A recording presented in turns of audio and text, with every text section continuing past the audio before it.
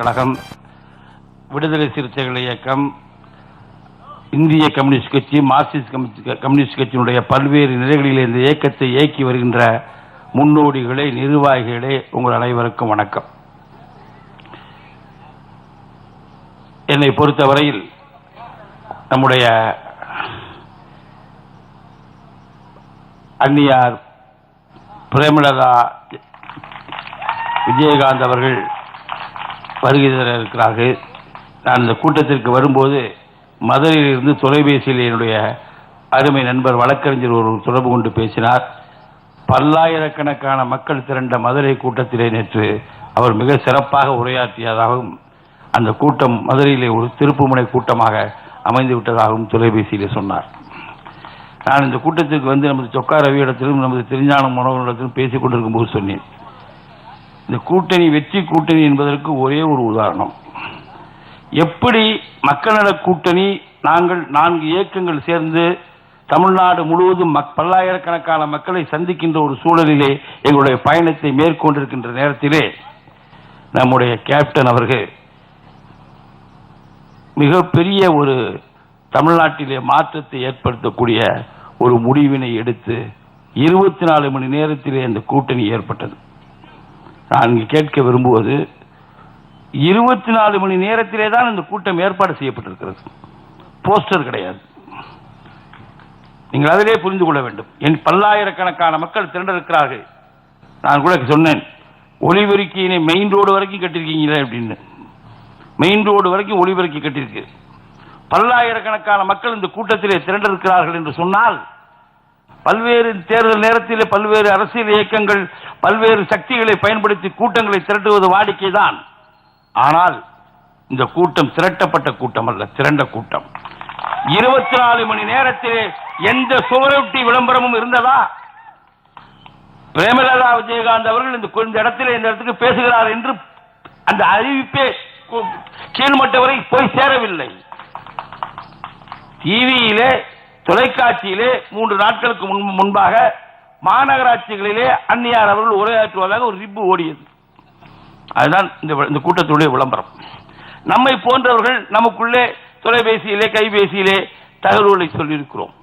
இதை நான் கோடிட்டு காட்டுவதற்கு காரணம், இந்த கூட்டணி மிகப்பெரிய சக்தி உள்ள கூட்டணி என்பதற்கு இந்த கூட்டமே ஒரு உதாரணம் தான். இந்த வெற்றி பெற போகின்ற இந்த கூட்டணிக்கு நாம் என்ன வாகனங்களை எடுப்பதற்கு வாகனங்களுக்குள்ள பணத்தை அளித்தோமா? அதிமுக வாகனத்திற்கு பணம் கொடுக்காமல் பொதுக்கூட்டம் நடத்தி விடுமா?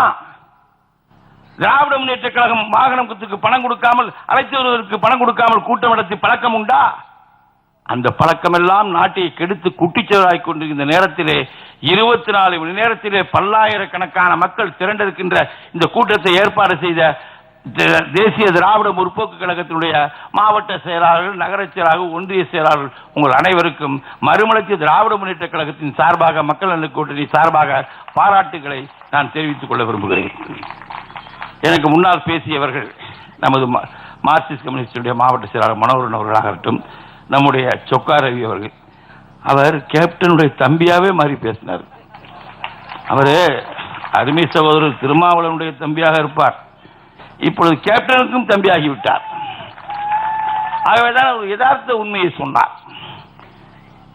நம்மை பொறுத்தவரையில் தமிழ்நாட்டிலே பல்வேறு அரசியல் இயக்கங்கள், பல்வேறு தலைவர்கள் உருவாகி பல்வேறு நிலைகளிலே தன்னை முன்னிலைப்படுத்தி கடமைகளை நிறைவேற்றுகின்ற நல்ல தலைவர்கள் இருந்த தமிழ்நாட்டில் காலத்தின் சூழல் காரணமாக பல்வேறு தலைவர்களும் தன்னிலை இழந்திருக்கின்ற இந்த நேரத்திலே வெள்ளை மனம் கொண்ட கேப்டன் விஜயகாந்த் அவர்கள், தமிழ்நாட்டினுடைய முதலமைச்சர் விஜயகாந்த் அணி, எங்களுடைய மறுமலர்ச்சி திராவிட முன்னேற்ற கழகத்தினுடைய பொதுச் செயலாளர் வைகோ அவர்கள் 52 ஆண்டு காலம் பொது வாழ்க்கையிலே தன்னை ஈடுபடுத்திக் கொண்டவர், எண்ணற்ற முறை சிறை சென்றவர், பல்வேறு போராட்டங்களிலே மக்களுக்காக போராடியவர். அவர் சொல்கிறார், விஜயகாந்த் தமிழ்நாட்டினுடைய முதலமைச்சர், இந்த அணியினுடைய பெயர் விஜயகாந்த் அணி என்று சொல்கிறார். அடக்கப்பட்ட சமுதாயத்திலே தன்னை போராளியாக ஒப்படைத்து காலமெல்லாம் போராடி வருகின்ற நம்முடைய அருமை சகோதரர் திருமாவளவன் சொல்கிறார், விஜயகாந்த் அணி, விஜயகாந்த் முதலமைச்சர் என்று சொல்கிறார். அதே போல பாரம்பரியமாக பல ஆண்டு காலம் இந்த மக்களுக்காக தன்னை அர்ப்பணித்து உழைத்து வருகின்ற இந்திய கம்யூனிஸ்ட் கட்சி, மார்க்சிஸ்ட் கம்யூனிஸ்ட் கட்சி சொல்கிறது, அதனுடைய தலைவர்கள் சொல்கிறார்கள், அகில இந்திய தலைவர்களால் ஏற்றுக்கொள்ளப்பட்டு மாநில தலைவர்கள் சொல்கிறார்கள், விஜயகாந்த், கேப்டன் விஜயகாந்த் அவர்கள் தான் சரியான முதலமைச்சர் தமிழ்நாட்டிற்கு என்று அறிவித்திருக்கிறார்கள். தகுதி உள்ள தலைவர்களால் தகுதியான முதலமைச்சரை தேர்ந்தெடுத்திருக்கிறார்கள். அப்படி தேர்ந்தெடுக்கப்பட்ட தகுதியான முதலமைச்சராக நம்முடைய கேப்டன் விஜயகாந்த் அவர்கள் இருக்கிறார்கள். அவருடைய வெற்றி தடுக்க முடியாத வெற்றி, அவருடைய வெற்றி நிர்மாணம் செய்யப்பட்ட வெற்றி. நம்முடைய கடமைகளை தொடர்ந்து நாம் ஆற்றினோம் என்றால், நம்முடைய இயற்கையான இந்த கூட்டணி தன்னுடைய செயல்பாட்டை முன்னிலைப்படுத்தி செயல்படுத்துவோமே ஆனால், இந்த கூட்டணி மாபெரும் வெற்றி பெற்று நம்முடைய கேப்டன் விஜயகாந்த் அவர்கள் முதலமைச்சர் ஆவதை எந்த சக்தியாலும் தடுக்க முடியாது.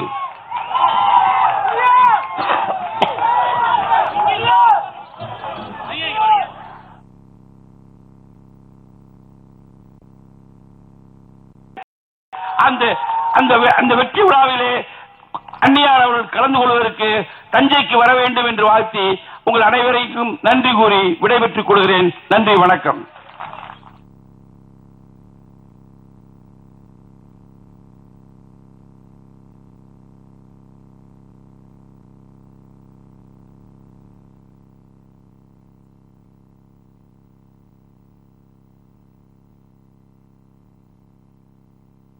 பிரச்சார பீரங்கி, நீங்கள் எல்லாம் ஆவலுடன் எதிர்பார்த்து கொண்டிருக்கின்ற புரட்சி கலைஞர் கேப்டனுடைய துணைவியாரும் இந்த தேசிய முற்போக்கு திராவிட கழகத்துடைய தொண்டரெல்லாம் அன்போடு அழைக்கும் எங்களுடைய பாசமிகு அன்னியார் அவர்களை சிறப்புரையாற்றுமாறு அன்போடு கேட்டுக்கொள்கிறேன்.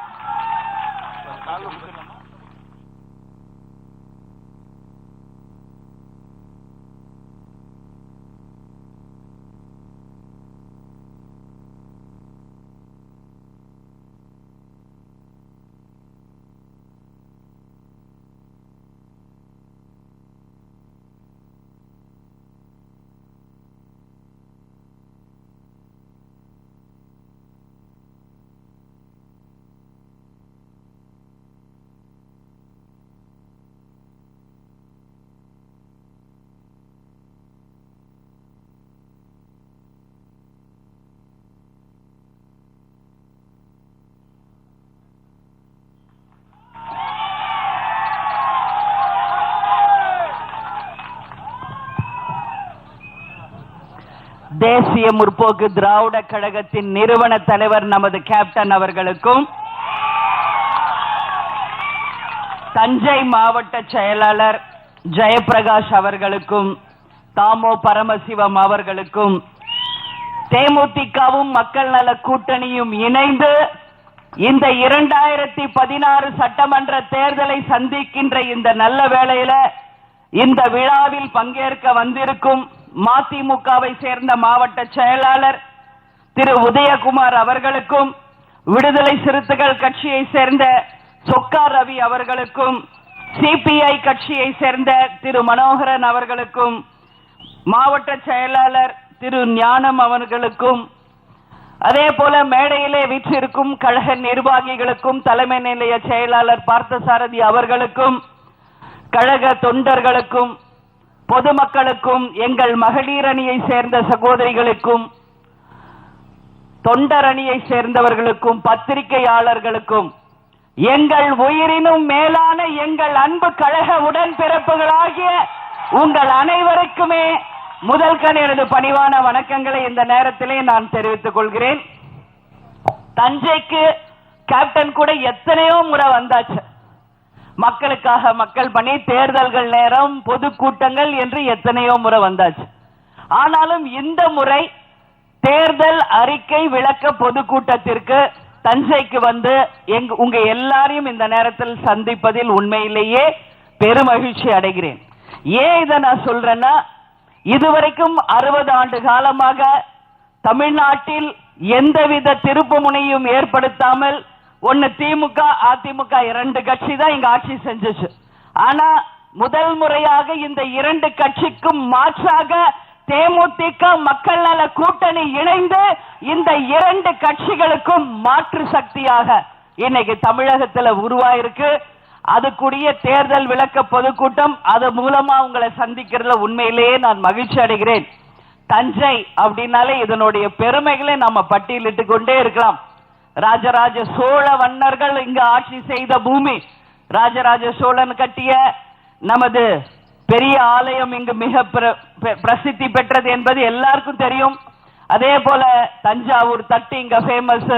அதே மாதிரி இங்க பார்த்தோம்னா கல்யாணத்துல தஞ்சாவூர் சாப்பாடுக்கு இணை எங்கேயுமே கிடையாதுன்னு சொல்ற அளவு தஞ்சாவூர்காரங்க சாப்பாடு சூப்பரா இருக்கும். கேப்டனுக்கு எனக்கும் மதுரையில திருமணம் நடந்த பொழுது தமுக்கம் மைதானத்தில் லட்சக்கணக்கான தொண்டர்கள் முன்னாடி கேப்டனும் நானும் போறப்ப அத்தனை பேருக்கும் சமையல் அன்னைக்கு செஞ்சது தஞ்சாவூர் சேர்ந்த நமது சமையல் கலைஞர்கள் தான் அன்னைக்கு மதுரையில திருமணத்துல சமையல் செஞ்சாங்க. அதிலும் தவுல் வித்வான்களும் மிகவும் பிரசித்தி பெற்றதும் இந்த தஞ்சாவூர்ல தான். கும்பகோணம் வெள்ளிக்கு இன்னைக்கு ஈடு இணை எதுவுமே கிடையாது. கும்பகோணம் தீ விபத்து நடந்த பொழுது உடனடியாக வந்து சந்திச்சு அந்த குடும்பங்களுக்கு நேரடியாக ஆறுதல் சொன்ன ஒரே தலைவர் கேப்டன். அந்த குழந்தைகளுக்கு 10 லட்சம் ரூபாய் உடனடியாக சேர்த்த ஒரே தலைவர் நமது கேப்டன் அவர்கள். விவசாயம் செழித்த இந்த பூமி, இந்த விவசாயிகள் வாழக்கூடிய இந்த டெல்டா பகுதிக்கு வந்தாலே உண்மையிலேயே எங்களுக்கு பெருமையா இருக்கும். கேப்டனும் சரி நானும் சரி ஒரு விவசாய குடும்பத்துல பிறந்து விவசாயிகளாக வாழ்ந்து தமிழ்நாட்டில் இனி வரப்போகும் காலத்துல விவசாயிகளை தமிழ்நாட்டின் முதலாளிகளாக மாற்றியே தீருவோம் என்ற ஒரே உறுதியேற்று இன்னைக்கு இந்த ஒரு மாபெரும் சவாலை கையில் எடுத்திருக்கிறோம் என்றால் என்னுடைய வார்த்தை மிக இல்லை. ஏன்னா இன்னைக்கு ஒவ்வொரு விவசாயியும் படுற கஷ்டத்தை கண்கூடாக முற்றிலும் உணர்ந்தவர்களாக நாங்க இருக்கிறோம். எப்பவுமே ஒரு மனிதனுக்கு எப்படி 2 கண் முக்கியமோ அது போல எல்லா பொதுக்கூட்டத்திலையும் நான் பேசுறத சொல்றேன். ஒரு மனிதனுக்கு 2 கண்கள் எப்படி முக்கியமோ அது போல தமிழக வளர்ச்சிக்கு விவசாயமும் நெசவும் தான் 2 கண்கள் என்பதில் மாற்று கருத்து என்றைக்கும் கேப்டனுக்கும் சரி எனக்கும் சரி இருந்ததில். என்றைக்கு விவசாயம் நெசவு வளருகிறதோ அன்னைக்கு தான் தமிழகம் வளர்ந்ததாக வரலாறு இருக்கும் என்பதில் எப்பவுமே நாங்க உறுதியாக இருக்கிறோம். இன்றைக்கு பாத்தீங்கன்னா தேசிய முற்போக்கு திராவிட கழகமும் மக்கள் நல கூட்டணியும் இன்னைக்கு ஒன்றாக இணைந்திருக்கு. கேப்டன் இந்த கட்சிக்கு கூட்டணியில போவாரா அந்த கட்சி கூட்டணிக்கு போவாரா என்றெல்லாம் ஏதேதோ பத்திரிகையில் கடந்த 4 மாதங்களாக எழுதப்பட்ட பொழுதும் கேப்டன் ஒரே முடிவாக தமிழ்நாட்டிற்கும் தமிழக மக்களுக்கும் எது நல்லதோ அந்த கூட்டணி தான் நமக்கு தேவை என்ற ஒரே தீர்மானத்தோட லஞ்சம் ஊழலுக்கு அப்பாற்பட்ட நல்லவர்களோடு இன்னைக்கு கேப்டன் கைகோர்த்திருக்கிறார். இன்னைக்கு கேப்டன் அவர்களும் அண்ணன் வைகோ அவர்களும் சகோதரர் திருமாவளவன் அவர்களும் அதே போல அண்ணன் நமது ராமகிருஷ்ணன் அவர்களும் முத்தரசன் அவர்களும் எப்படி இந்த 5 விரல் ஒரே கையில இருக்கோ அது போல 5 பேரும் ஒரே கரமாக இருந்து இன்னைக்கு லஞ்ச ஊழலை எதிர்த்து தமிழ்நாட்டில் ஒரு மாற்றத்தை உருவாக்கிய தீர்வோம் என்று ஒற்றுமையோடு இந்த கூட்டணி நல்ல விதமாக பயணிச்சுக்கிட்டு இருக்கு என்றால் என்னுடைய வார்த்தை மிக இல்லை. ஏன்னா இன்னைக்கு இந்த கூட்டணியை எப்படியாவது பிரிச்சிடலான்னு சொல்லி தினந்தோறும் நீங்க டிவியும் பேப்பரும் பாத்தீங்கன்னா எதை பத்தி எழுதுறாங்களோ இல்லையோ தேமுதிக மக்கள் நல கூட்டணி தான் இன்னைக்கு ஹெட்லைன்ஸ். திமுகவை மறந்துட்டாங்க, அதிமுகவை மறந்துட்டாங்க. பேசப்படுவது ஒரே ஒரு கூட்டணி, அது தேமுதிக மக்கள் நல கூட்டணி தான். அந்த வகையில பத்திரிகை நண்பர்களுக்கு என்னுடைய நன்றிகளை இந்த நேரத்தில் தெரிவிப்பது என்னுடைய கடமை. ஏன்னா அறிவிச்ச ஒரு 10-15 நாள்லயே தமிழ்நாடு முழுக்க இன்னைக்கு ரீச் பண்ண வச்சது நம்ம பத்திரிகை நண்பர்கள் தான். ஒன்னு திட்டி எழுதினாலும் சரி, ஒன்னு கிண்டல் பண்ணி எழுதினாலும் சரி, ஒன்னு வாழ்த்தி எழுதினாலும் சரி, தேமுதிக மக்கள் நல கூட்டணியை பற்றி எழுதாத பத்திரிகையும் இல்ல, புக்கும் இல்ல, சேனலும் இல்ல என்ற அளவுக்கு இன்னைக்கு மிக பிரசித்தி பெற்று இன்னைக்கு எல்லா மக்கள் மனசுலையும் பதிய வைத்ததற்காக பத்திரிகை நண்பர்களுக்கு என்னுடைய நன்றிகளை இந்த நேரத்தில் நான் தெரிவித்துக் கொள்கிறேன். அதே மாதிரி இங்க பார்த்தா நம்ம விவசாயிகளை பத்தி பேசணும். இங்க ஒரு மாநகராட்சி இன்னைக்கு ஏன் நான் எல்லா மாநகராட்சிக்கு இன்னைக்கு வரோம் அப்படிங்கறத உங்களுக்கு முதல்ல சொல்லணும். தேர்தல் அறிக்கை பொதுக்கூட்டம் இன்னைக்கு அனைத்து மாநகராட்சிகளிலும் தேமுதிக சார்பாக நடத்தப்படுகிறது. இந்த முறையில இந்த தஞ்சையிலும் இது ஒரு மாநகராட்சி. இந்த மாநகராட்சி எப்பெல்லாம் எப்படியெல்லாம் இன்னைக்கு டெவலப் ஆயிருக்கணும். ஒரு மாநகராட்சி என்பது சிறந்த முறையில் நிர்வகிக்கப்பட்டு மக்களுக்குரிய எல்லா வசதி வாய்ப்புகளையும் ஏற்படுத்தி இருக்கணும். ஆனா இன்னைக்கு தஞ்சை மாநகராட்சியை நம்ம எடுத்துக்கிட்டோம்னா எந்த டெவலப்மெண்ட்டும் இல்லை என்றுதான் ஒட்டுமொத்த மக்களுடைய கருத்தாக இருக்கிறது. இன்னைக்கு பார்த்தோம்னா இங்க என்னெல்லாம் முதல்ல ஃபேமஸ், ராஜராஜ சோழன் கட்டிய பிரகதீஸ்வரர் ஆலயம் ஃபேமஸ், தலையாட்டி பொம்மை இங்க ஃபேமஸ், தஞ்சாவூர் தட்டு ஃபேமஸ், டாஞ்சூர் பெயிண்டிங் இன்னைக்கு உலகம் ஃபுல்லா ஃபேமஸ், அறிவு களஞ்சியம் சங்கீத மஹால் இங்க ஃபேமஸ். அதே மாதிரி புன்னைநல்லூர் மாரியம்மன் கோயில், பங்காரு காமாட்சி அம்மன் கோவிலும் இங்க ஃபேமஸ். உலகத்திற்கே உணவளிக்கக்கூடிய டெல்டா பகுதி, விவசாயிகள் நிறைந்த பகுதி என்பதை மனதார நான் சந்தோஷத்தோட சொல்றேன். அதே மாதிரி இங்க சோழர்கள் ஆண்ட இந்த மாநகராட்சி இன்னைக்கு சீர்கெட்டு போயிருக்கிறது. ஒரு ஆட்சி செய்த சோழர்கள் ஆண்ட பூமி போலவா இருக்கிறது. இன்னைக்கு சிந்திச்சு பார்க்கணும். 51வது வார்டு ஒண்ணு இங்க இருக்கு. கழிப்படங்கள் 90% செயல்பாடிலேயே இல்லாமல் முற்றிலும் முடங்கிய ஒரு வார்டாக 51வது வார்டு இருக்கிறது.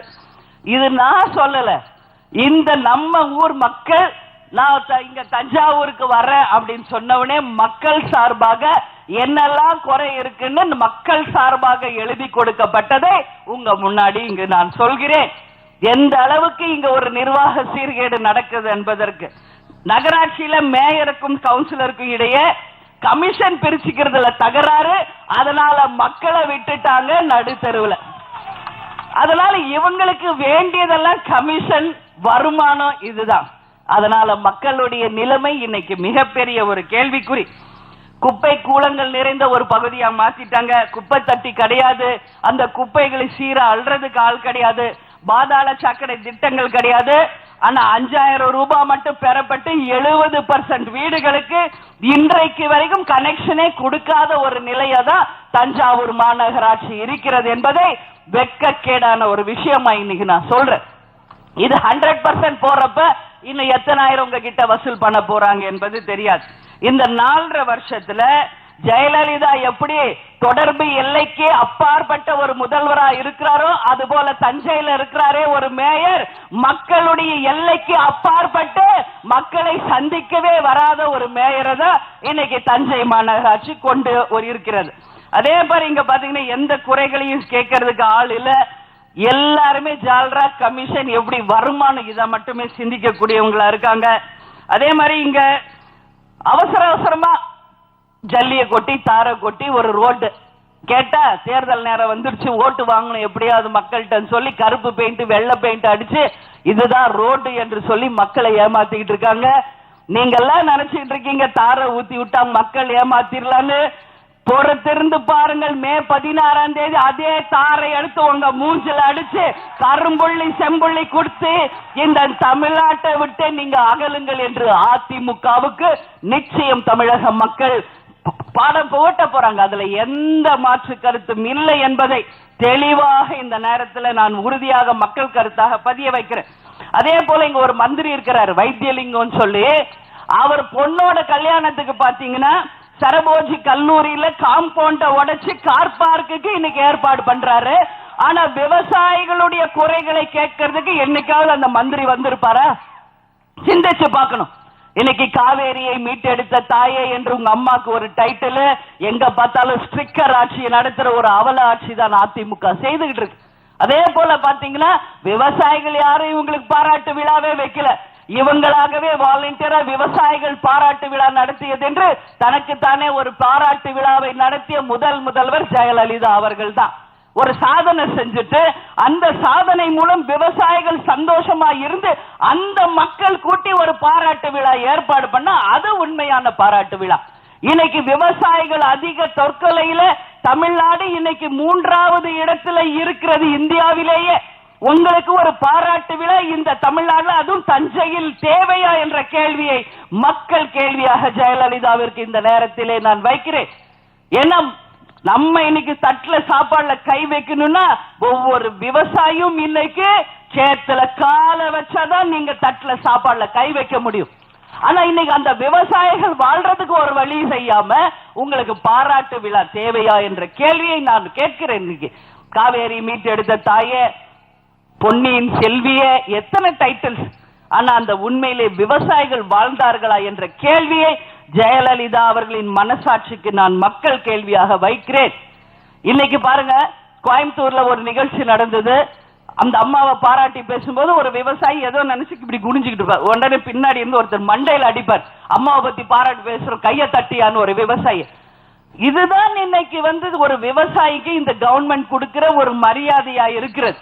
நாங்க கூட டிவியில பார்த்தோம், விவசாயி பாலன் அவர்களுடைய டிராக்டரை இன்னைக்கு லோன் கட்ட முடியல, அதுவும் சில லட்சங்கள் கட்ட முடியல என்றதுக்காக காவல்துறையை வைத்து அடிச்சு அந்த டிராக்டரை பறிமுதல் செஞ்சு ஒரு மிகப்பெரிய ஒரு அவலத்துக்கு ஏற்படுத்தினாங்க.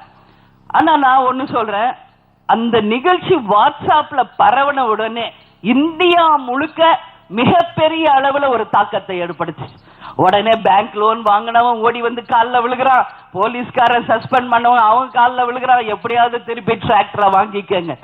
ஆனா அந்த பாலன் அவர்கள் அதிர்ஷ்டம் பண்ணவர், வாட்ஸ்அப்ல இன்னைக்கு இந்திய அளவுல ஃபேமஸ் ஆயிட்டார்.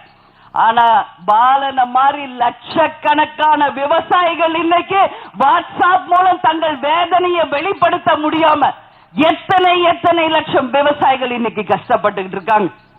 அதெல்லாம் தினந்தோறும் எடுத்து வாட்ஸ்அப்ல போட்டா இந்த ஆட்சி ஒரே நாள்ல கவுண்டக்கூடிய ஒரு ஆட்சியாக தான் இந்த ஆட்சி இருக்குமே ஒழிய இது ஒன்றும் சாதனை ஆட்சி அல்ல. எப்படியாவது ஒண்ணு வாட்ஸ்அப்ல வந்துருச்சு. மற்ற விவசாயிகளுடைய நிலைமை என்ன? இன்னைக்கு கூட கும்பகோணம் பக்கத்துல ஒரு விவசாயி இறந்திருக்கார். அது தற்கொலையா கொலையான்னு உடனே இவங்க ஏதாவது ஒண்ணு மாத்தி போட்டுறாங்க. இன்னைக்கு வாங்கின கடனை கட்ட முடியாத விவசாயிகள் இன்னைக்கு தற்கொலைக்கு இன்னைக்கு அதிகமாக செல்லக்கூடிய ஒரு ஆட்சியாக அதிமுகவின் ஆட்சி இங்க நடந்து கொண்டிருக்கு.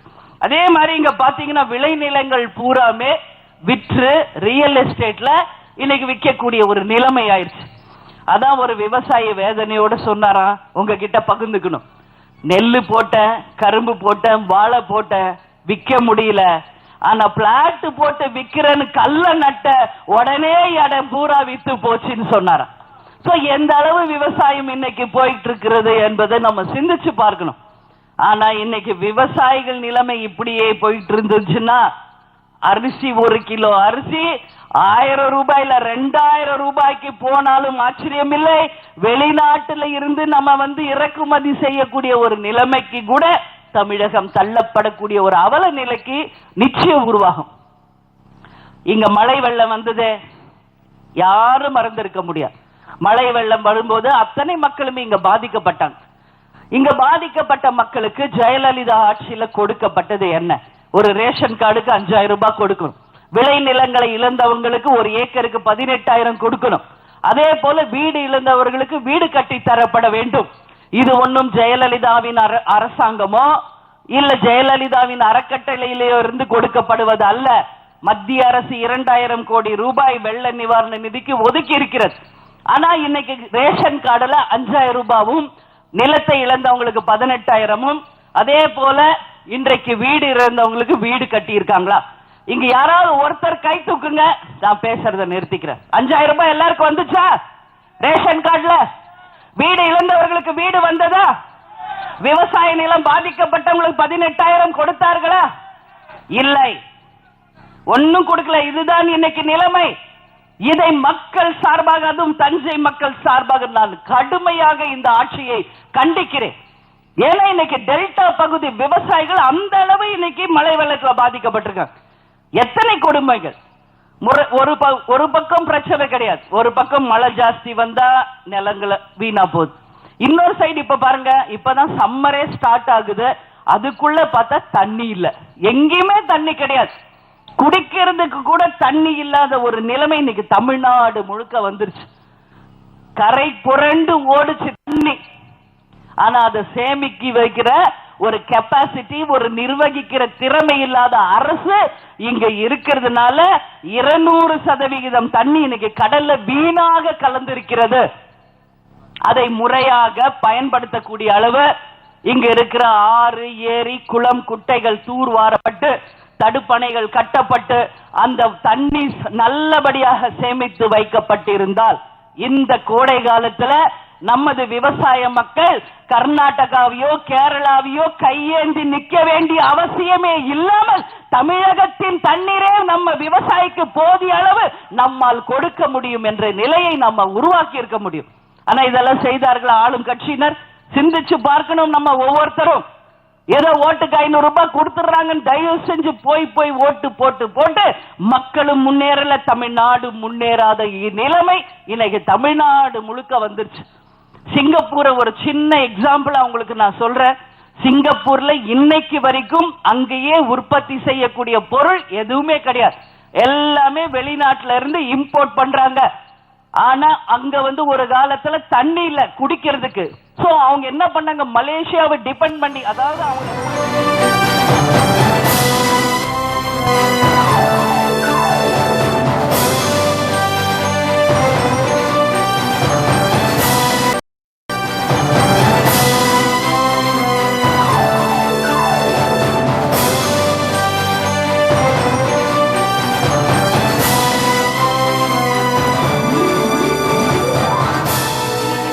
தண்ணிக்கு பிரச்சனை இல்ல, தொழில்களுக்கு பிரச்சனை இல்ல, எதுக்கும் பிரச்சனை இல்லாத நிலையை இன்னைக்கு உருவாக்குனார். எப்படி உருவாக்குனார்? அவர் வேற எங்கேயும் போல, ஏன்னா அவங்களை சுத்தி இருக்கிறது கடல் தான். சிங்கப்பூருடைய அமைப்பு நீங்க பாத்தீங்கன்னா அவர்களுக்கு வரக்கூடிய வருடந்தோறும் வரக்கூடிய அந்த மழை நீரை எப்படி சேமிக்க வேண்டும் என்று சிறந்த வல்லுநர்களை வைத்து ஒரு பிளான் பண்ணாரு.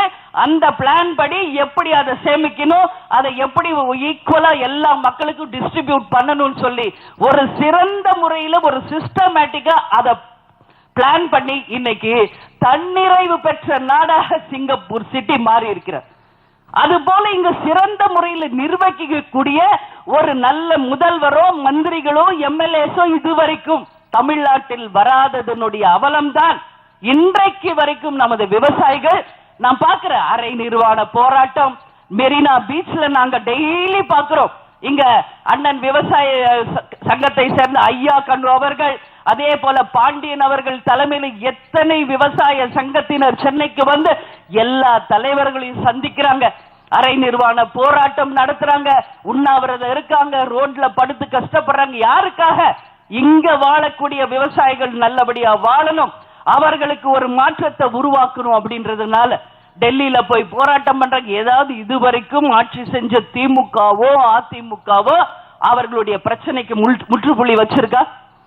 ஒரு நாள் இல்ல, 2 நாள் இல்ல, கடந்த 60 ஆண்டு காலமாக ஆட்சி செய்தது திமுக அதிமுக. நடுவுல கொஞ்ச நாள் காமராஜர் ஆட்சி நடந்தது, அதுதான் தமிழகத்தின் பொற்கால ஆட்சி. அவர்தான் டேம் கட்டினாரு, அவர்தான் சத்துணவு திட்டத்தை துவக்கி வச்சாரு, அவர்தான் தமிழ்நாடு முழுக்க ஸ்கூல்ஸ் ஏற்பாடு பண்ணார். ஆனா அதுக்கப்புறம் வந்தவங்க எல்லாமே எப்படி கொள்ள அடிக்கலாம், எப்படி லஞ்சம் வாங்கலாம், எப்படி ஊழல் பண்ணலாம், எப்படி இது மூலமா நம்ம பணக்காரர்கள் ஆகலாம்னு நினைச்சாங்களே ஒழிய தமிழ்நாட்டையோ தமிழ்நாட்டு மக்களை பற்றியோ சிந்திக்கல.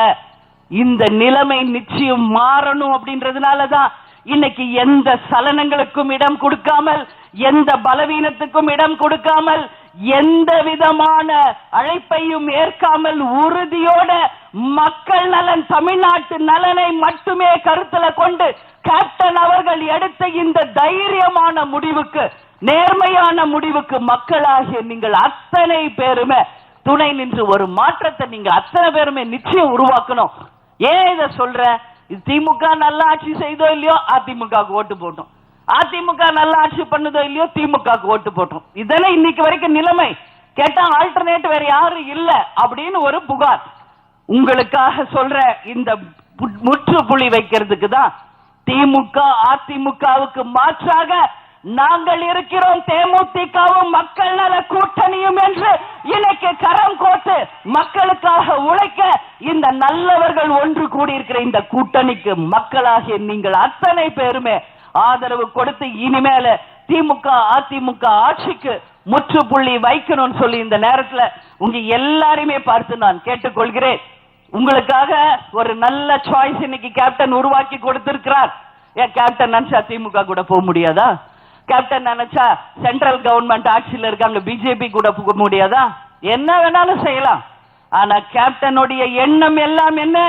வாழ்ந்தார் வாழ்ந்தார் வாழ்ந்தார், கேப்டன் மக்களுக்காக வாழ்ந்தார் என்று நாளை சரித்திரம் படைக்கக்கூடிய அளவு இந்த தமிழ்நாட்டிற்காக மக்களுக்காக எது நல்லது என்று சிந்திச்சு எந்த சலனங்களுக்கும் இடம் கொடுக்காமல் மக்களுக்காக எடுத்த இந்த நேர்மையான முடிவுக்கு ஒட்டுமொத்த தமிழக மக்களின் ஆதரவும் இன்னைக்கு மிகப்பெரிய அளவுல இன்னைக்கு கேப்டனுக்கும் மக்கள் நல கூட்டணிக்கும் ஆதரவு பெருகி கொண்டிருக்கு. நிச்சயமாக பொறுத்திருந்து பாருங்க.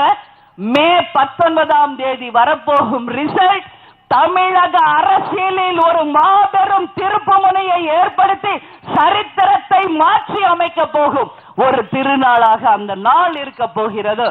கேப்டன் குழப்பத்தில் இருக்கிறாரு. என்ன கூட்டணி போவாங்களோ என்னவோ பத்திரிகைக்காரங்க தான் குழம்பி போயிருந்தாங்க பாவம். ஆனா கேப்டன் தெளிவா தான் இருந்தார். வேடல்ல என்ன நம்ம மாநாடு பேரு? தமிழகத்தின் திருப்புமுனை மாநாடு தான் கேப்டன் வச்சாரு. அன்னைக்கே நீங்க எல்லாம் புரிஞ்சிருக்கோம், ஓ கேப்டன் திருப்புமுனையை ஏற்படுத்த போறாரு, திமுக அதிமுக கிடையாது என்பதை சூசகமாக உங்களுக்கு தெரிவிச்சார். அதே மாதிரி அடுத்தது மகளிர் மாநாடுல பொதுக்கூட்டத்துல அறிவிச்சார் நான் தனிச்சு போட்டி. அப்புறம் சேம், அதாவது திமுக அதிமுகவுக்கு மாற்றாக நல்லவர்கள், லஞ்ச ஊழலுக்கு அப்பாற்பட்டவர்கள், ஒரே எண்ணம் கொண்டவர்கள் வந்து கேப்டன் கூட பேசலாம் என்று சொன்னது நான் தான். அதனால இன்னைக்கு நல்லவங்க எல்லாம் ஒண்ணு சேர்ந்திருக்காங்க. திமுக அதிமுகவுக்கு மாற்றாக நிச்சயமாக மாற்றத்தை நம்மளால உருவாக்க முடியும். இங்க விவசாயத்தை நம்ம எப்படி டெவலப் பண்ண முடியும்? இன்னைக்கு வந்து நம்ம வந்திருக்கிறது மெயினா தேர்தல் அறிக்கை விளக்க பொதுக்கூட்டம். இந்த ரெண்டு கட்சிகளையும் திட்டி நமக்கும் போர் அடிச்சிருச்சு, தமிழ்நாட்டு மக்களுக்கும் அழுத்து போச்சு. இதுக்கு ஒரு பெரிய கும்பிடு போட்டு எப்படா கேப்டன் ஆட்சி வரும், எப்படா இந்த தமிழ்நாட்டுக்கு நல்லது நடக்கும்ன்ற மக்கள் காத்துக்கிட்டு இருக்காங்க. அதனால சொல்றேன், நம்ம கூட்டணி ஜெயிச்சு வந்தவுடன் நாம என்ன செய்ய போகிறோம் அதுதான் தேர்தல் அறிக்கை பொதுக்கூட்டம் என்று இன்னைக்கு ஆர்கனைஸ் பண்ணது. அதுல மெயினா நான் தஞ்சாவூர்ல பேச போறது விவசாயிகளை பத்தி மட்டும்தான். ஏன்னா இன்னைக்கு முதல் அறிக்கை, இரண்டாவது அறிக்கை, பெண்களுக்கான அறிக்கை, 3 அறிக்கை வந்துருச்சு. அதே போல 3வது அறிக்கை 4வது அறிக்கை நாளைக்கு ஒரு 10 டேஸ்ல ரெடி ஆக போகுது. சோ இது மொத்தத்தையும் நான் சொன்னா இதுக்கே எனக்கு 2 hours ஆகும். சோ விவசாயிகளை பற்றி மட்டும் இங்க பேச போறேன். உங்களுக்காக கேப்டன் நல்ல வல்லுநர்களை வைத்து தயாரிக்கப்பட்ட தேர்தல் அறிக்கை. ஃபர்ஸ்ட் உங்களுக்கு சொல்றது, நம்மாழ்வார் விவசாய திட்டம் அப்படின்ற ஒரு ஸ்கீமை கேப்டன் லான்ச் பண்ண போறார். அந்த திட்டத்தின் மூலமாக நாத்து நடுவதற்கு கருவிகளை வந்து மானிய விலையில் அத்தனை விவசாயிகளுக்கும் வழங்கப்படும். இயற்கை உரம் மானிய விலையில் அத்தனை பேருக்கும் வழங்கப்படும்.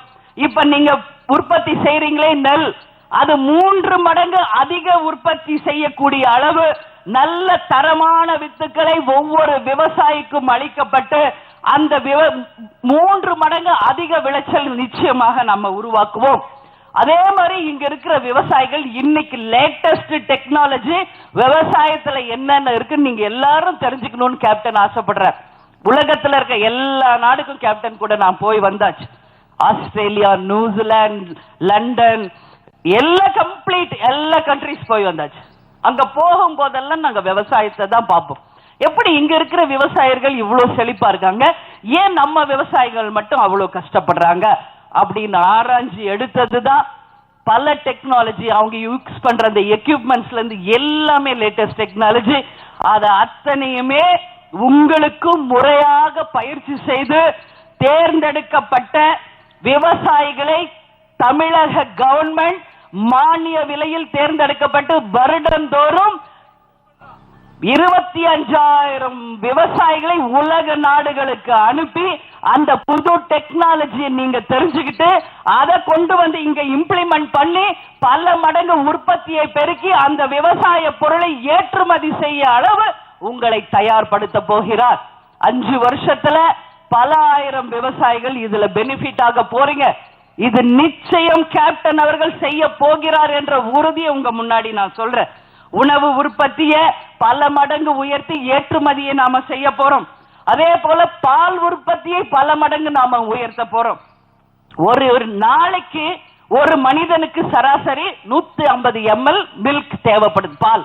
அப்போ இருக்கிற ஜனத்தொகைக்கு 1.25 கோடி பால் இன்னைக்கு தேவைப்படுது லிட்டர். ஆனா இதை நம்ம பல மடங்கு உற்பத்தி அதிகப்படுத்தி ஒட்டுமொத்த மக்களுடைய வருமானமும் உயர்த்தி அதன் மூலம் வரக்கூடிய பல பொருட்களை நிச்சயம் நாம உருவாக்கி ஏற்றுமதியை மூலம் உங்களுக்கு வேலை வாய்ப்பும் வருமானத்தையும் உருவாக்க போகிறோம்.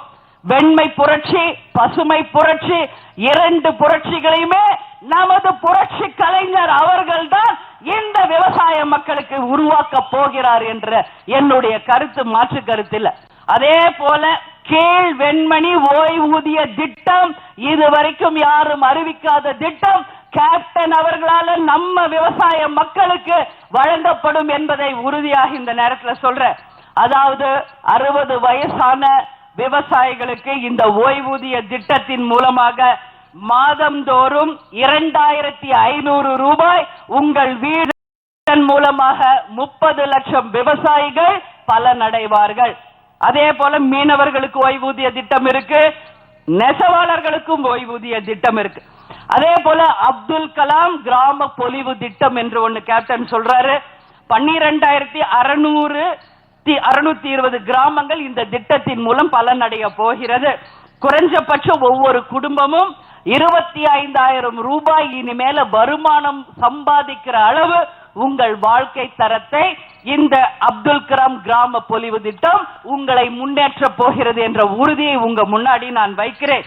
அதாவது ஆடு, மாடு, கோழி, பட்டுப்பூச்சி, தேனீ, பழம் நடுதல், மரக்கன்றுகள் நடுதல் மூலமாக உங்களுக்கு வேலை வாய்ப்பையும் வருமானத்தையும் உயர்த்துவோம். யாருக்கெல்லாம் வீடுகள் இல்லையோ அத்தனை மக்களுக்குமே ஒரு வீடு நிச்சயமாக கேப்டன் அவர்களால கட்டாயம் கட்டி தரப்படும்.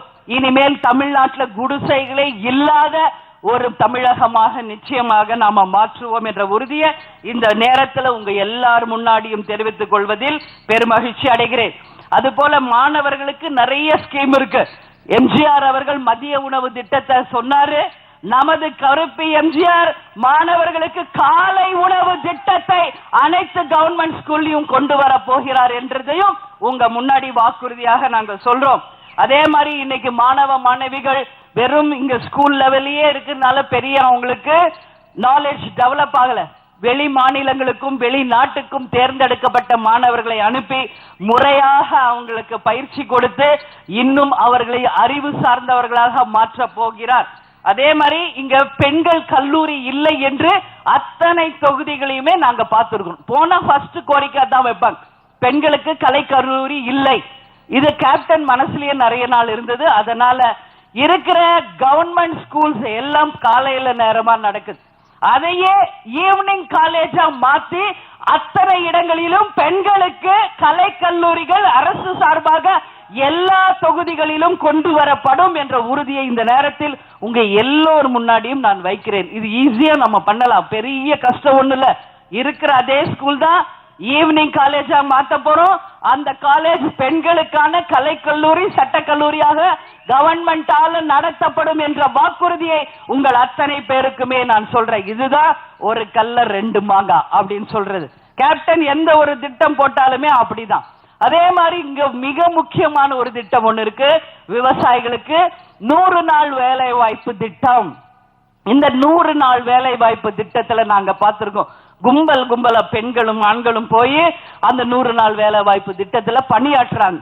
ஆனா அதனால என்ன பலன் என்றதையும் நாங்க செக் பண்ணோம். போவாங்க, ஏதாவது ஒரு ஓரமா இருக்கிற புல்லு, ஒரு வாய்க்கா இததான் வெட்டுறாங்க. அதனால பெரிய பெனிஃபிட் தமிழ்நாடுக்கு கிடையாது, பெரிய முன்னேற்றம் அதனால தமிழ்நாடுக்கு இல்ல. ஆனா அவங்களுக்கு 100 ரூபாய் கொடுக்கறாங்களே, முழுசா 100 ரூபாய் ஒவ்வொருத்தருக்கும் போய் சேருதானா அதுவும் பெரிய கேள்விக்குறி. கமிஷன்லயே 50 ரூபாய் 60 ரூபாய் போயிருது, மீதி 40 ரூபாய் 50 ரூபாய் தான் கைக்கு வந்து சேருது. இது ஒரு மிகப்பெரிய ஒரு பிரச்சனை ஓடிட்டு இருக்கு. சோ 2 பக்கமும் பிரச்சனையை தீர்ப்பதற்காக கேப்டன் அவர்களே சிந்திச்சு செயல்படுத்திய ஒரு திட்டம். அதை சொல்ற 100 நாள் வேலை வாய்ப்பு திட்டம் இன்னைக்கு பல மடங்கு உயர்த்தப்பட்டு 100 நாள் வேலை வாய்ப்பு திட்டத்தின் மூலம் சென்ட்ரல் கவர்மெண்ட் கொடுக்கிற 100 ரூபாய் நிச்சயம் உங்களுக்கு கிடைக்கும். அதே போல தமிழக அரசு மூலம் அவர்களுக்கு 150 ரூபாய் வழங்கப்படும். இதே நேரத்தில் விவசாயிகளுக்கு ஒரு பக்கம் கூலிக்கு ஆள் இல்லைன்னு கஷ்டப்படுறாங்களா, இவர்களை விவசாய கூலிகளாக யார் வேணாலும் அழைச்சிட்டு போய் அவங்க விவசாயத்தை டெவலப் பண்ணி விவசாயமும் முன்னேறணும். அதே போல 100 நாள் வேலை வாய்ப்பு செய்பவர்களுக்கும் வருமானம் இரட்டிப்பாகணும். அந்த விவசாய கூலிகளை கூட்டு போறவங்க அவங்களும் விவசாய கூலி கொடுக்கணும். சென்ட்ரல் கவர்மெண்ட்ல 100 ரூபாய் வரும், தமிழ்நாடு கவர்மெண்ட்ல உங்களுக்கு 150 ரூபாய் வரும். அப்ப ஏறக்குறைய 300-400 ரூபாய் ஒவ்வொருத்தருக்கும் தினந்தோறும் வருமானமும் வரும். ஒரு பக்கம் பார்த்தா விவசாயமும் மிகப்பெரிய அளவுல டெவலப் ஆகும். அதுதான் இந்த மாதிரி கேப்டன் இன்னைக்கு பிளான் பண்ணிருக்கார். அது போல நிச்சயமாக அந்த வேலை வாய்ப்பை உங்களுக்கு உறுதியாக செய்து கொடுப்போம். அதே மாதிரி இங்க பாத்தீங்கன்னா சுற்றுலா விடுதிகள் இங்க ஸ்டான்ஜூர்ல நான் பார்த்திருக்கேன், எவ்வளவோ ஃபாரினர்ஸ் எல்லாம் இங்க வராங்க. இங்க வந்து நம்ம டெவலப் பண்ண வேண்டியது டூரிசம் டெவலப் பண்ணணும்னா இங்க இருக்கிற விடுதிகள் குறைஞ்ச ஆனா தரமான விடுதிகள் குறைஞ்ச கட்டணத்தில் எல்லா மக்களுமே பயன்படக்கூடிய அளவு தமிழகம் முழுவதும் சுற்றுலா துறைகளில தமிழ்நாடு கவர்மெண்ட் சார்பாக அத்தனை இடங்களிலுமே விடுதிகள் அமைத்து தரப்படும் என்ற உறுதியை இந்த நேரத்தில் நான் சொல்றேன். அதே மாதிரி டூரிசம் டெவலப் பண்றதுக்காக சுற்றுலா துறையை தனி கவனம் செலுத்தி எல்லா இடத்திலும் இருக்கிற கோட்டைகள், பேலஸ், இப்ப இருக்கிற டாஞ்சூர் பிரகதீஸ்வரர் ஆலயம் மாதிரி தமிழ்நாடு முழுக்க எத்தனை பொக்கிஷங்கள் இன்னைக்கு இருக்கு. எல்லாம் போய் பார்த்தா வெறும் முள்ளு புதரு இன்னைக்கு சமூக விரோதிகளுடைய கூடமாக இன்னைக்கு மாற்றப்பட்டிருக்கிறது. இதே நாங்கெல்லாம் ஃபாரின்ல போய் பார்ப்போம். 2000 வருஷம் 3000 வருஷத்துக்கு முன்னாடி கட்டப்பட்ட பேலஸ் கூட ஒரு மிகப்பெரிய அளவுல இன்னைக்கு நிர்வகிக்கப்பட்டு மெயின்டைன் செய்யப்பட்டு கேசல் அப்படின்னு போர்டு வச்சு இன்னைக்கு உலகத்தில் இருக்கிற அத்தனை விசிட்டர்ஸும் அங்க போய் அதை பார்த்து ஒரு வருமானம் அந்த கவர்மெண்ட்டுக்கு இன்னைக்கு பெரிய அளவுல கிடைக்கிற அளவு அவங்க எல்லாம் சிந்திக்கிறாங்க. ஆனா நம்ம நாட்டில் இருக்கிறவங்க என்ன சிந்திக்கிறாங்க, ஏதாவது இங்க இருக்கிற வரலாற்று சின்னம் இன்னைக்கு புனிதமாக பாதுகாக்கப்படுகிறது என்று ஒரு உதாரணம் காமிக்க முடியுமா? இங்க இருக்க பிரகதீஸ்வரர் ஆலயம் சுத்தி கார் பார்க்கிங் வேணும்னு நீங்க எவ்வளவு நாளா எல்லாரும் கேக்குறீங்க. ஒரு முறையாக ஒரு கார் பார்க்கிங் கூட கிடையாதாங்க. எங்க வேணாலும் வண்டி விடலாம், கழிப்பட வசதி இல்லை, எந்த ஒரு சுகாதாரம் இல்லாத ஒரு நிலைமை. இது எல்லாம் மாற்றி சுற்றுலாத்துறையை நிச்சயமாக முன்னேற்றுவோம் என்ற உறுதியை இந்த நேரத்தில் உங்களுக்கு சொல்றேன். அதே மாதிரி பெட்ரோல் டீசல் விலை இது வரைக்கும் யாரும் சொல்லாத கேப்டன் சொல்லியிருக்காரு. 2 வீலருக்கு எவ்வளவு கஷ்டப்படுறீங்க பெட்ரோல் டீசல் காருக்கு ஊத்துறது. இனிமேல பெட்ரோல் 1 லிட்டர் 45 ரூபாய்க்கு தமிழ்நாட்டில் உங்களுக்கு கிடைக்க செய்வார். டீசல் 1 லிட்டர் 35 ரூபாய்க்கு கிடைக்க செய்வார். உடனே டிவில பெரிய விவாதம் அமைப்பாங்க. இது எப்படி இவங்களால முடியும்? இது சென்ட்ரல் கவர்மெண்ட் ஸ்கீம் ஆச்சே, இது எப்படி செய்ய முடியும்? முடியும் சொல்றதுதான் கேப்டனுடைய வார்த்தை, முடியாது என்று சொல்வது முட்டாளுடைய வார்த்தை. நாங்க என்ன சும்மா ஏதோ ஒன்னு அடிச்சு கொண்டு வந்து உங்க முன்னாடி படிச்சுக்கிட்டு இருக்கோம் நினைக்கிறீங்களா? 6 மாத காலம் வல்லுநர்களை வச்சு எதெல்லாம் சாத்தியமா ஒவ்வொன்னா சிந்திச்சுதான் இன்னைக்கு கேப்டன் தேர்தல் அறிக்கையா இன்னைக்கு வெளியிட்டு இருக்கார். அது உங்களால முடியாட்டி நீங்க போங்க, அதிமுகவும் திமுகவும் எங்களால அது முடியும், எங்களால எங்க மக்களுக்கு அதை செய்ய முடியும் என்ற உறுதியோட தான் இந்த வார்த்தையை உங்க முன்னாடி நான் பதிய வைக்கிறேன். நிச்சயமாக நம்மால முடியும். அந்த நாள் தமிழ்நாட்டில் வெகு விரைவில் வரப்போகுது. அதே மாதிரி சுங்க சாவடிகளை பாருங்க, இன்னைக்கு காலாவதி ஆனதுலயும் பணம் வசூல் பண்றான். ஆனா ரோடு பார்த்தா மெயின்டெனன்ஸே கிடையாது.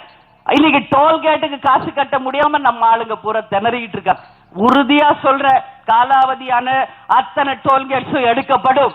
மத்திய அரசோடு பேசப்பட்டு தேசியமயமாக்கப்பட்டு வசூல் செய்யற அந்த வரியை பாதியாக குறைத்து தரமான சாலைகளை மெயின்டைன் பண்ணி ஒட்டுமொத்த தமிழ்நாட்டின் மக்கள் பயன்பாட்டுக்கு உறுதியாக நமது கூட்டணி கொண்டு வரும் என்ற உறுதியை இப்ப சொல்றேன். இது எல்லாம் விவசாயிகள் இங்க சிறப்பாக இருக்கணும்ன்றதுல மாற்று கருத்து இல்ல.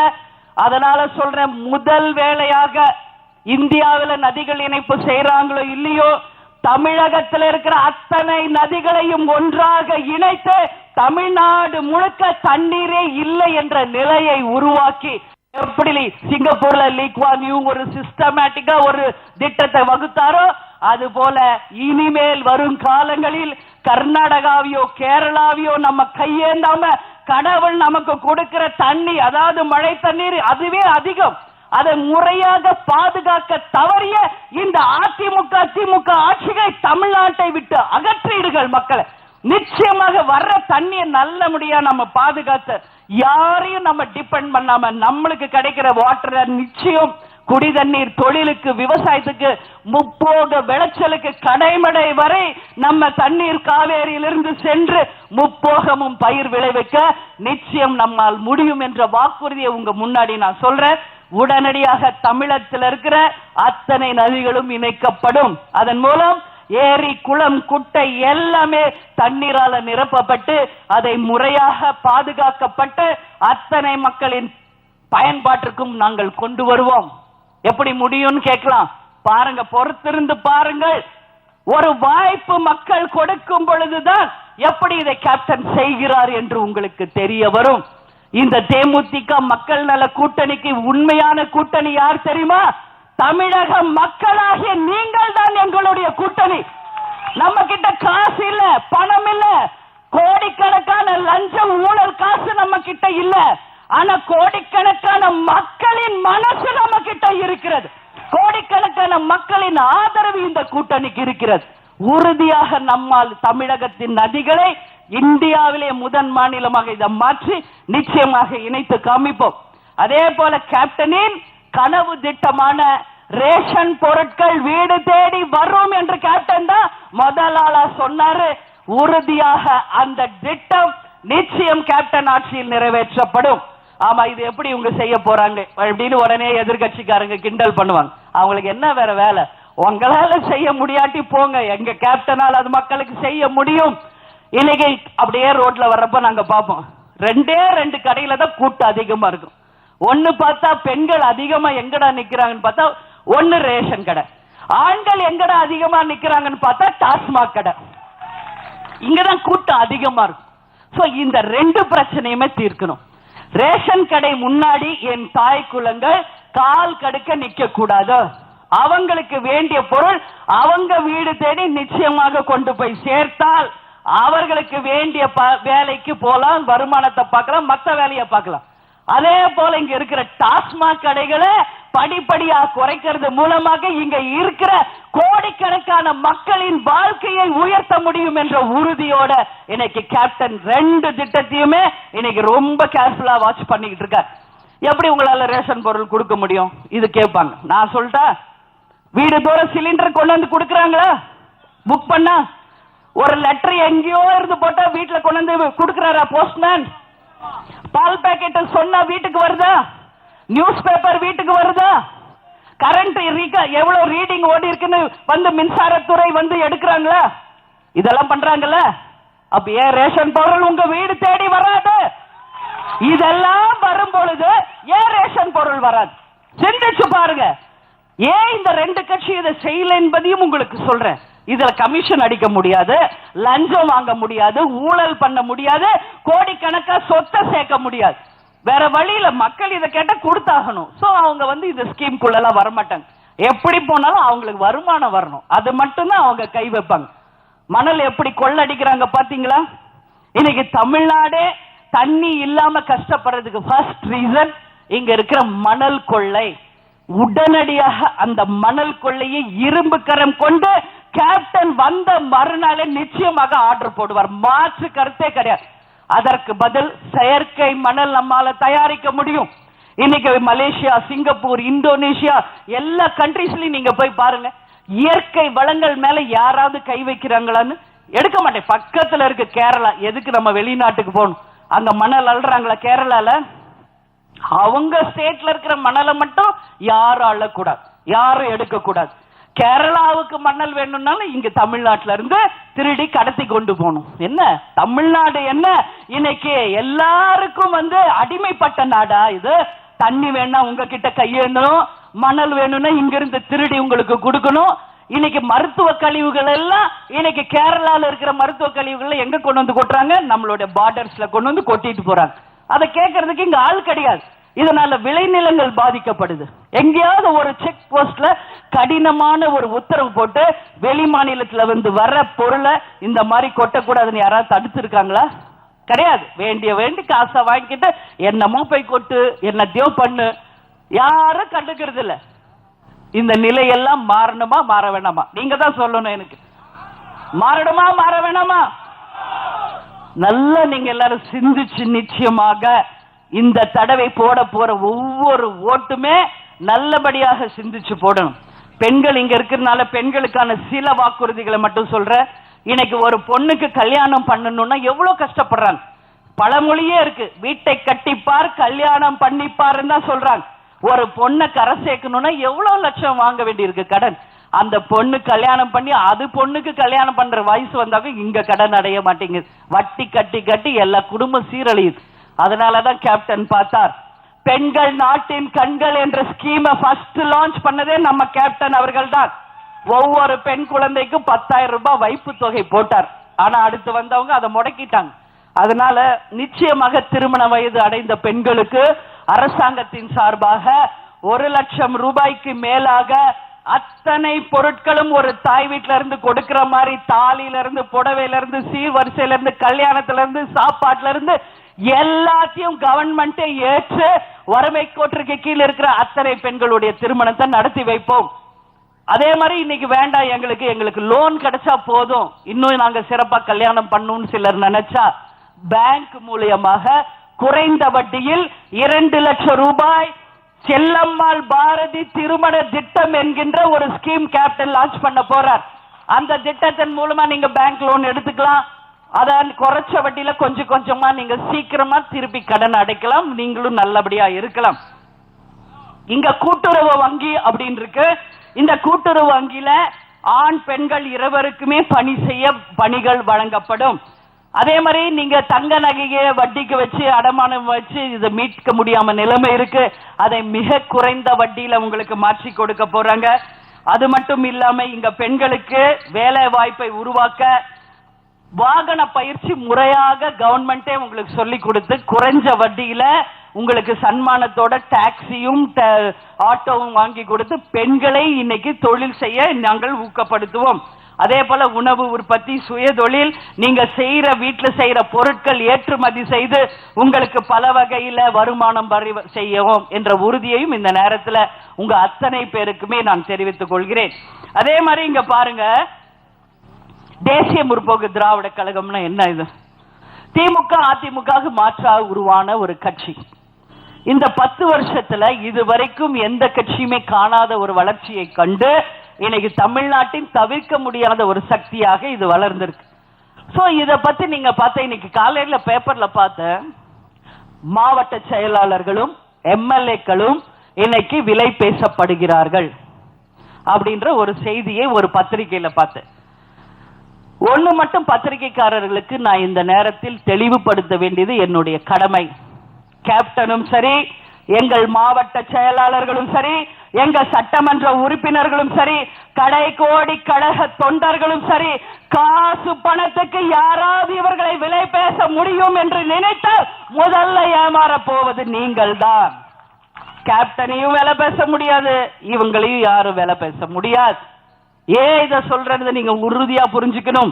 கேப்டனின் வார்த்தைக்கு மட்டும் கட்டுப்பட்டவர்கள், கேப்டனின் அன்புக்கு பாசத்திற்கு மட்டும் கட்டுப்பட்டவர்களே ஒழிய நீங்க கொடுக்கிற பதவிக்கு போக மாட்டாங்க. ஒரு 8 துரோகிங்க போயிருக்காங்க, அவ்வளவுதான். ஆனா தமிழ்நாட்டின் துரோகத்தை செய்தவர்களுக்கு அரசியல்ல எதிர்காலமே இல்லை என்ற நிலையும் தமிழக அரசியல் வரலாற்றில் நீங்கள் தெரிந்து கொண்டிருக்கலாம்.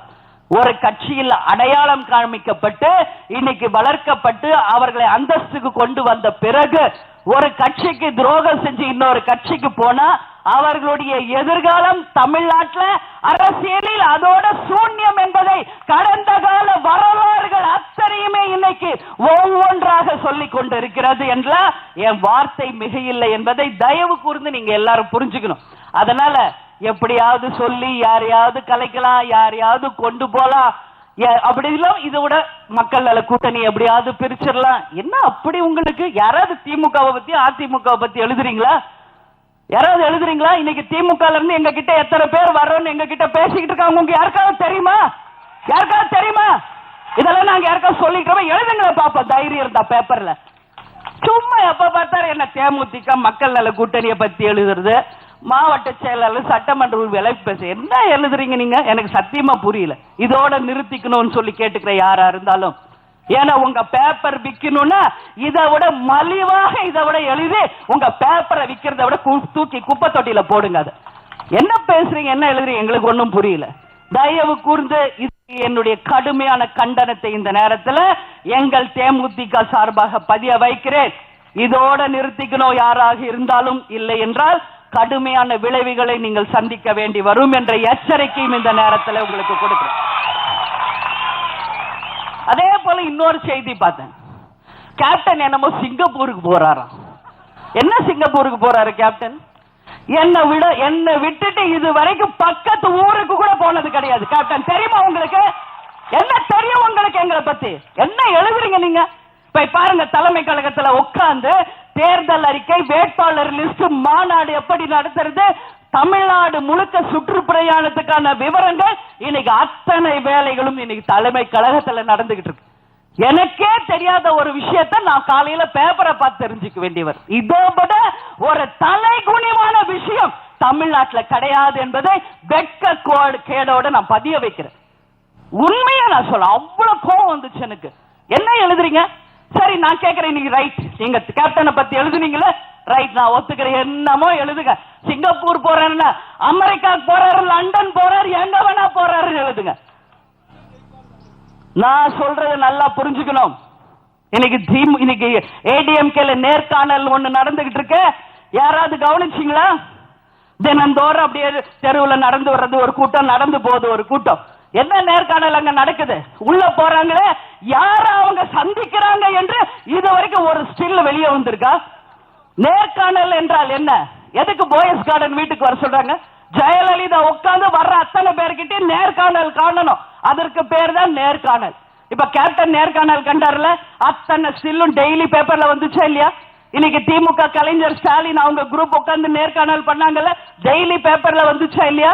இன்னைக்கு ஜெயலலிதா நேர்காணல் இது வரைக்கும் ஒரு ஸ்டில் வெளியே வந்திருக்கா? உள்ள போறவங்க யார பாக்குறாங்க? செவத்தை பார்த்துட்டு பேசிட்டு வராங்களா, இல்ல ஜெயலலிதாவை பார்த்து பேசிட்டு வராங்களா என்று உங்களால சொல்ல முடியுமா?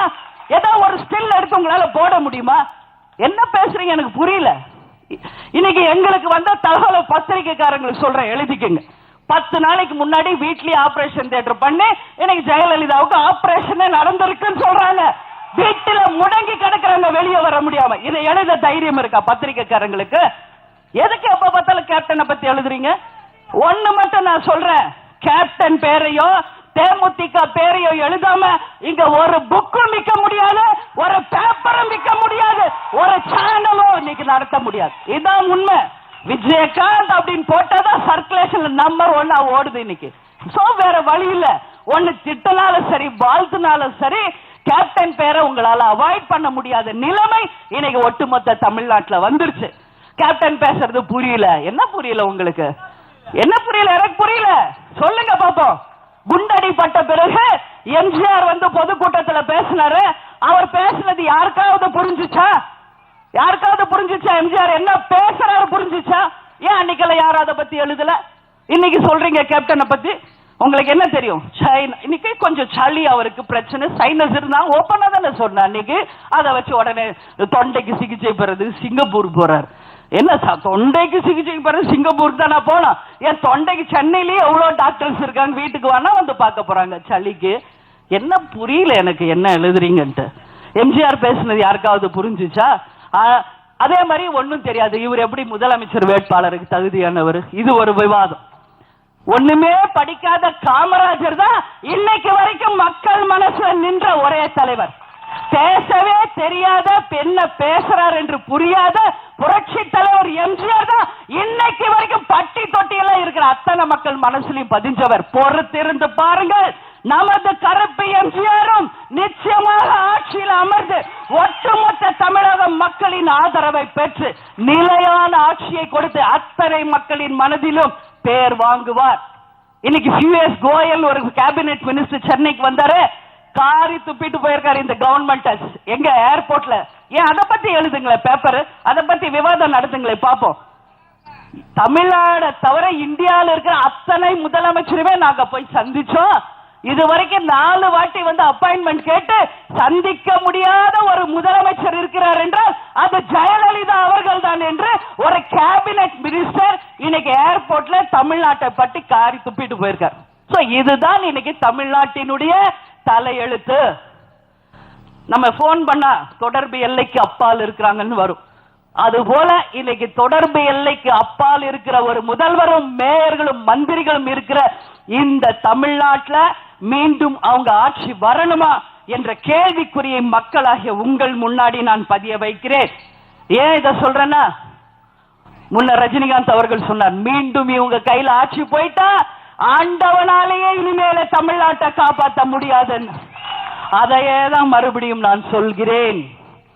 மீண்டும் அதிமுக திமுக என்கின்ற மன்னார்குடி மாஃபியா கும்பல் கிட்டையும் திருவாரூர் தீய சக்திகள் கிட்டையும் தமிழகம் சிக்கிவிட்டால் நம்மை படித்த அந்த ஆண்டவன் வந்தாலும் தமிழ்நாட்டை மீட்டெடுக்க முடியாத நிலைமை வந்துவிடும். இதே தஞ்சாவூர்ல நின்னுதான் சொல்ற, மன்னார்குடி மாஃபியா கேங்க கிட்ட இருந்தும் திருவாரூர் தீய சக்திகள் கிட்ட இருந்தும் தமிழ்நாட்டை மீட்டெடுக்க வேண்டியது நம் ஒவ்வொருவருடைய கடமை கடமை கடமை என்பதை உறுதியாக இந்த நேரத்தில் எல்லோருக்குமே சொல்றேன்.